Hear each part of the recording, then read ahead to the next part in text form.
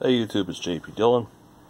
Today I'd like to show you guys the proper way to package a turntable for shipment. I get a lot of people shipping me these things for repair and they don't package them properly. Now this one was packaged properly, so I want to show you how it's going to go back together so that it gets to its recipient safely. And the first and most important thing is the arm has to be latched down some way. Don't rely on this. This may pop out in transit. Augment it with a piece of painter's tape, which I'll show you in just a moment, and make sure that there's a platter retainer here that's holding the platter on. And if not, I'll show you what to do to combat that. But first, let's get the painter's tape, and then let's make the assumption, even though this one has it, that yours doesn't have a platter retainer and the platter can come off in shipment. So I'm going to place a piece of masking tape over this and squeeze it down so that there's no way that that's going to come loose. Now, what I recommend is you get a block of foam to shove over the spindle so that it doesn't allow the platter to come off. And so in this case, I've got a piece of polyurethane foam, and I'm just going to stab it and have that be the spot where the spindle goes through, just like that.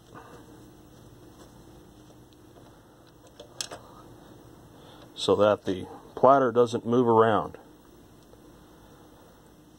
Now the next thing I'm going to do is wrap this in bubble wrap so that everything around this is secured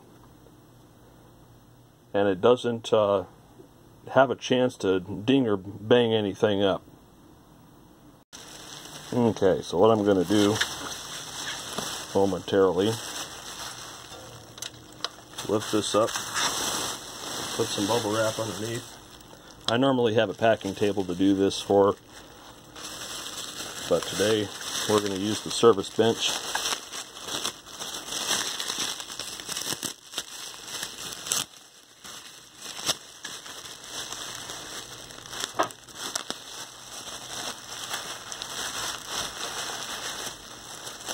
And don't be stingy with the bubble wrap if you want it to survive. So I'm making a cocoon here.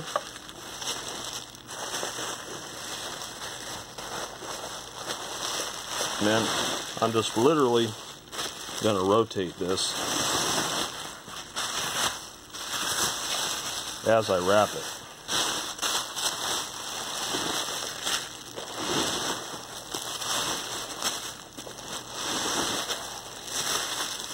And so that big foam block up there not only keeps the platter from coming off, but it also protects other modes of the turntable from getting struck or smushed or bashed, kind of like that. Alright, now we're going to tape up the ends and the sides here, and then I'll show you the box I'm going to put it in. So let's go ahead and turn it over. And I use the 3-inch wide packing tape just because it's easier to apply and you get more contact area. So we're going to do one here,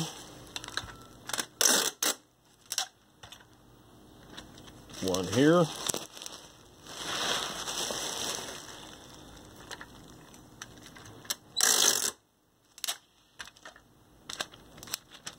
and one here.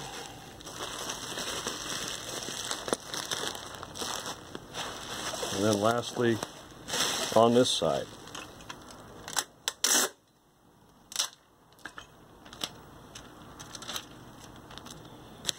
And now, once that's done, we see we have our nice little pillow of a record changer. Just like that. Now let me get a box. Alright, so here's my box. On the bottom of the box I've got a layer of firm bubble wrap. And then on top of that I have a layer of peanuts about maybe 2 to 3 inches thick. Now we're going to place our wrapped turntable inside the box. Alright, now with the turntable inside the box, we're going to fill the remaining voids with foam chips until we fill all the sides and the gaps. Alright, now that we've got all the voids filled with foam chips, we're going to put our last layer of bubble wrap on top. And there's our last layer of bubble wrap, so let's go ahead and close it up. So there it is, all boxed up, ready to ship out. If you're curious, this was an 18 by 18 by 18 box. And I'm not sure what it's going to cost to ship yet, but probably in the neighborhood of about 30 or 40 bucks. And even though it's not very heavy, it's all about the girth. So I hope this was useful to you guys. Next time you want to box up a turntable to ship, that's a great way to do it for a changer. Different for a HiFi turntable, but for a record changer, that'll work. Thanks for watching the video. More stuff to come.